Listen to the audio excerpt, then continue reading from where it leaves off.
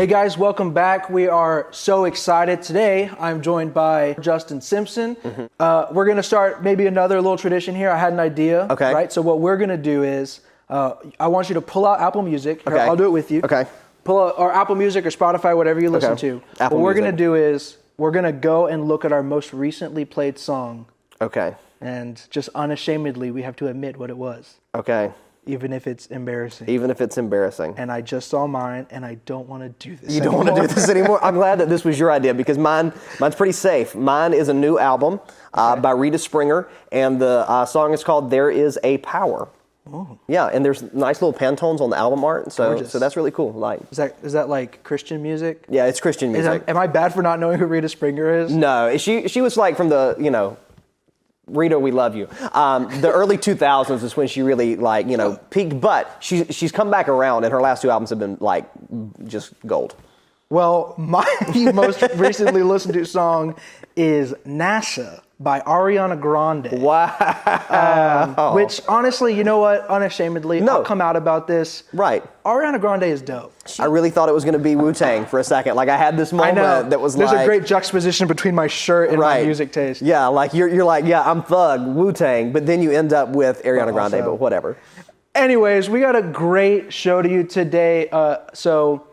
Today, Doug Witherup is back, and he's going to be talking about flipping the script, right? When the emotional climate is tense, a lot of times what we want to do is mirror the world around us. Right. So how do we go about flipping the idea of just mirroring what we see in everyday life? So the purpose of the show, as always, is to have a conversation. Make sure you keep posted in the comments. Let us know what you're thinking. Post any questions you have, and join us for the Q&A after the show. Other than that, we're ready to hop into this thing. We're glad that you've joined us today.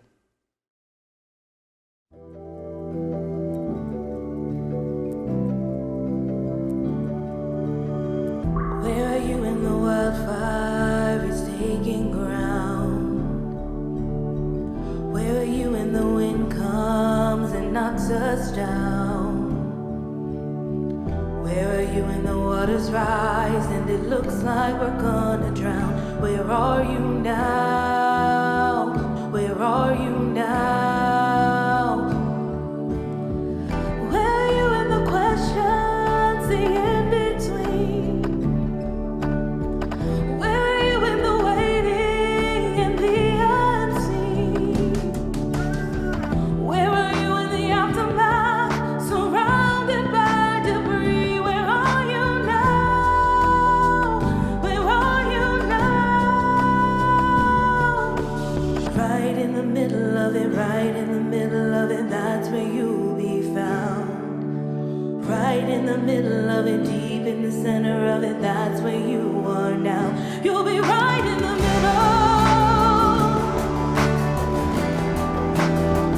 You'll be right in the middle.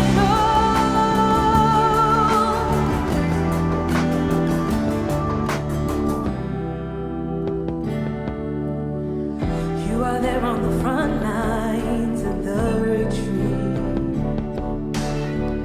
You are there in the chaos and in the peace. You are there in the victory, and you hold us in defeat. That's where you are. That's where you are. Right in the middle of it, right in the middle of it, that's where you'll be found. Right in the middle of it, deep in the center of it, that's where you are now. Right in the middle of it, right in the middle of it, that's where you'll be found. Right in the middle of it, deep in the center of it, that's where you are now. You'll be right in the middle. You'll be right in the middle. Sure in the song, fixing the battle. You will never run. That's who you are. They're through it all. Our God is here with us. Sure in the storm, fixed in the battle. You will never run. That's who you are. They're through it all. Our God is here with us.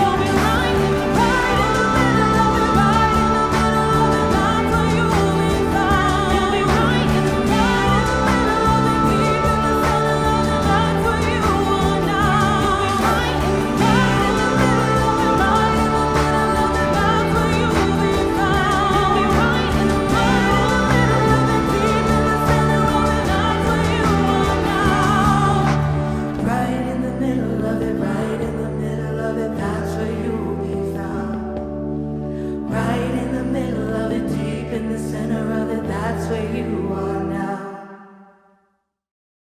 Thank you so much for joining us today on Multiply Studio. What I want to do is bring you a talk entitled Flip the Script. Flip the Script. So several years ago, true story, there was a dinner party in a fairly upscale neighborhood in Washington, D.C. There was about 10 couples or so. They were outdoors on a warm summer evening, just enjoying themselves together around the table. And there was a particular couple, Michael and Christine, and they were standing up. And all of a sudden, in the middle of all this, nobody saw anything until the moment when the barrel of the gun came between Michael and Christina.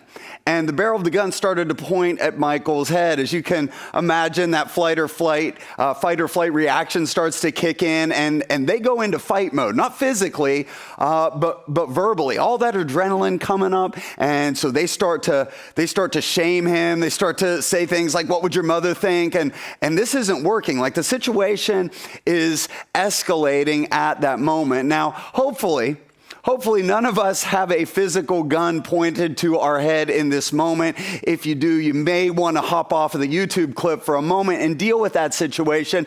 But in our culture today, we can feel sometimes things feel tense.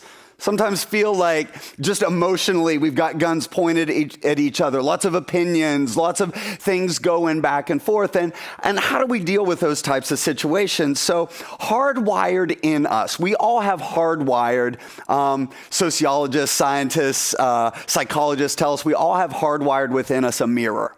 Okay, so we are designed to mirror behavior. And this can go one of two ways. Like, if you smile at me, I'll smile back. If you wave at me, I'll wave back and then feel a little bit awkward because you were actually waving to the person behind me. Like, right, if you say hello, I'm going to say back. We mirror behavior.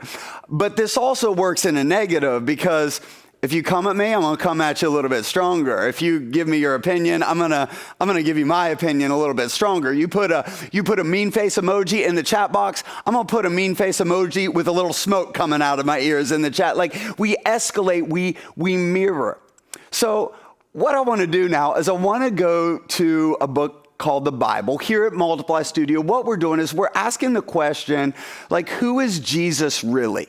Who is Jesus really? And is there a possibility that the teachings of Jesus could impact my life? So Jesus, through one of his disciples, these followers in that day, 2,000 years ago, each teacher, each rabbi would have a group of followers, and they would follow him and lean into the teachings of the rabbi, and a lot of them would write down those teachings. So one of Jesus' 12 followers was named Matthew, and he recorded this teaching of Jesus. Jesus is talking here about flip the script. So Jesus says this: "You've heard that the law says that punishment must match the injury, an eye for an eye and a tooth for a tooth," right? Like, maybe you've heard that expression, even if you're not familiar with the Bible. Old law, thousands of years ago, an eye for an eye and a tooth for a tooth, right? And if I'm the offended party and I'm listening to Jesus for the first time, I got to tell you, I'm liking this guy, Jesus. Like, Jesus, I'm thinking, because I'm rehearsing the person who gossiped about me, or the person who did me wrong, or I sold somebody something and they made off with the item and haven't paid me. So I'm like, yeah, Jesus, I'm in. Eye for an eye and a tooth for a tooth. But Jesus keeps teaching, and he says this now. He says, "But I say, don't resist an evil person." Hold on, Jesus. I was with you. Could we back up? Could we go over the eye for the eye and the tooth for a tooth? Like, I'm in on that, but I'm not so sure about this. And then Jesus keeps pushing the issue. This is crazy. This is like radical teaching here. Is that Jesus says, you've heard the law that says, love your neighbor and hate your enemy. But I say to you, love your enemies. Here's the thing about being a follower of Jesus. It's not easy. Like, leaning into the teachings of Jesus is not something that you just want to flippantly say, yeah, I'll do that. I'll become a follower of Jesus. Like, this is hard stuff. And so Jesus says, love your enemies. And then what he does is he gives three ways that are specific in order to do that. And the first thing he says is that if somebody strikes you on the right cheek, offer. He doesn't say strike them back. He says offer your left cheek. So Isaiah, can you hop up here? I'm not so sure that I chose the right person because I hadn't seen you up close all summer, and you've been hitting the weight room this summer. You've got on your Nike Fitness shirt. But if I were to get into it, if we were, going back and forth a little bit, opinion, if that were to escalate to the point where, so Jesus says this, and I want you to notice the direction. So Jesus says, if I were to strike you on the right cheek, offer your left cheek also. So again, most people in that day, most people today, any lefties? I don't know if there's any lefties. We got a few lefties here, but most people, most normal people, just kidding. Most people, like 80-90% of people are right-handed. So watch this. If I were to strike Isaiah, if I were to come at, no, I'm not asking, you're not fighting me back at this point. No, I'm throwing the punches here. All right, I'm in control. No, but if I'm striking Isaiah with my right hand, that's his left cheek. So watch this. If I'm striking Isaiah on the right cheek, what am I doing? I'm actually backhanding him. You can be seated, and thank you for not striking me back. So this is what Jesus is actually saying here. He's not talking about physical abuse, right? Like Jesus is not saying if you're in an abusive relationship, you should stay in that relationship. Jesus is not speaking about physical violence. Jesus was giving a metaphor that if somebody backhands you, in other words, if somebody insults you, what he's saying is rise above the insult. Don't come back at them, right? We got the mirror in us. I want to cut you, insult me. You talk about my mama, I'm going to talk about your mama, and I'm going to escalate. I'm going to throw your aunt in there, right? Jesus is saying, no, live with poise. Live with poise. Live in a way that you rise above insults. And then the second thing Jesus says, that if somebody asks for your coat, or excuse me, if somebody asks for your shirt, give them your coat too. So in that day, 2,000 years ago, everybody wore basically the same thing. It was like an undershirt and then an outer garment. And the undershirt wasn't worth much. It was the outer garment. You usually only had one piece of clothing. Nobody woke up, unless you were very wealthy, nobody woke up 2,000 years ago and said, what am I going to wear today? Like, you had one choice. It was your outer garment. By the way, it was also your bedding. It was your blanket. It was your couch. Like, it was what kept you warm. It was your heating system in your house. That outer garment was everything to you. And again, this is crazy because Jesus says if somebody just wants your coat, which is not worth very much, offer them your outer garment as well. What is Jesus saying there? Jesus is saying that in conflict, most of us approach conflict with what can I get? How can I win? Jesus is saying approach conflict with how can I bless? What can I give?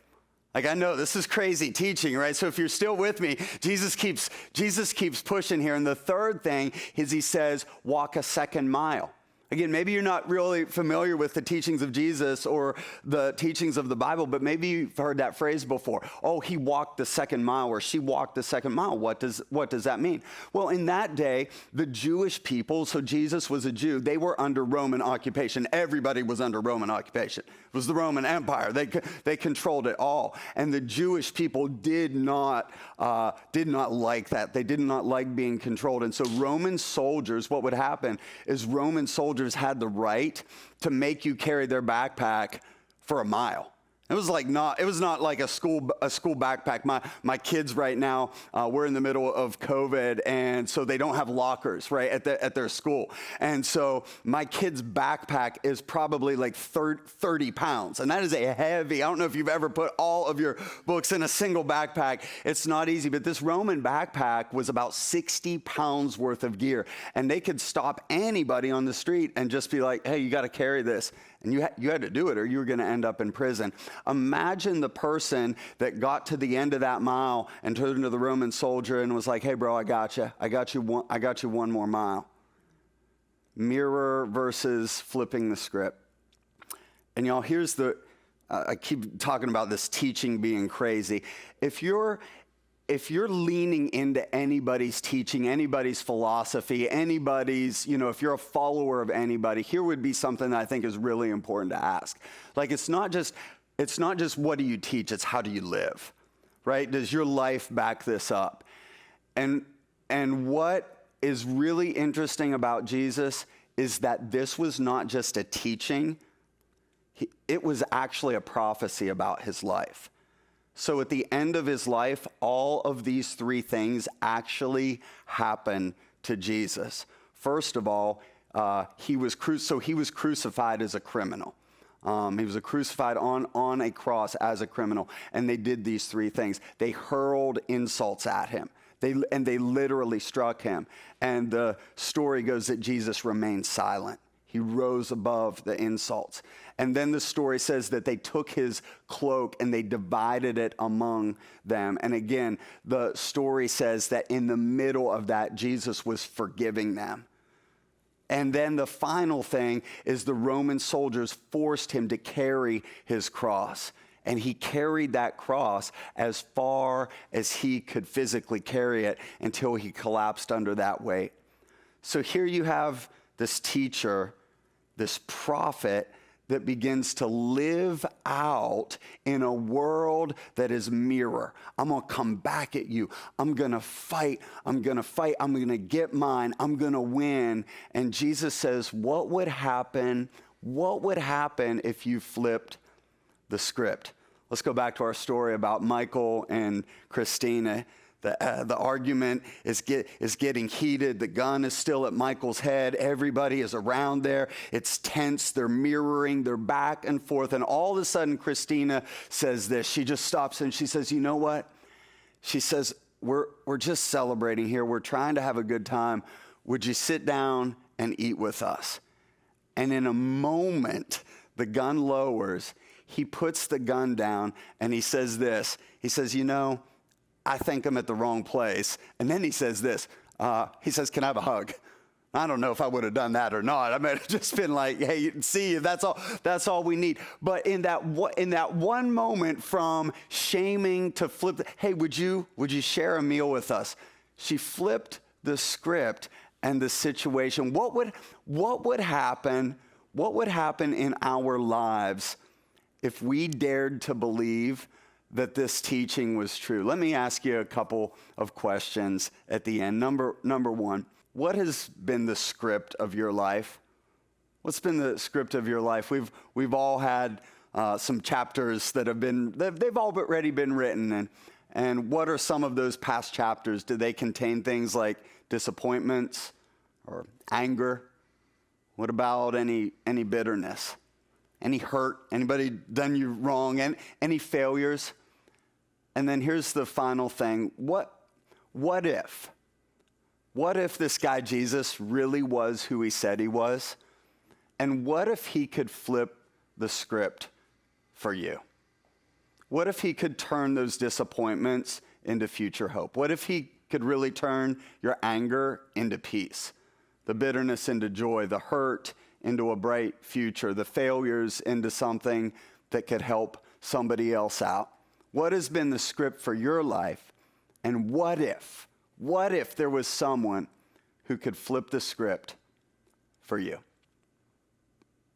Man, what an incredible message today from Dr. Doug Witherup about flipping the script. Like, when we flip the script, the future is always bright. We just hope that all of us watching that message are able to walk in our life in a way that isn't bound to reactionary ways, just reacting to everything that's going on around us. Yeah, and we want to continue this conversation with you. So there's a lot of different ways that you can jump in this conversation. Number one, you can like, share, and subscribe this video today.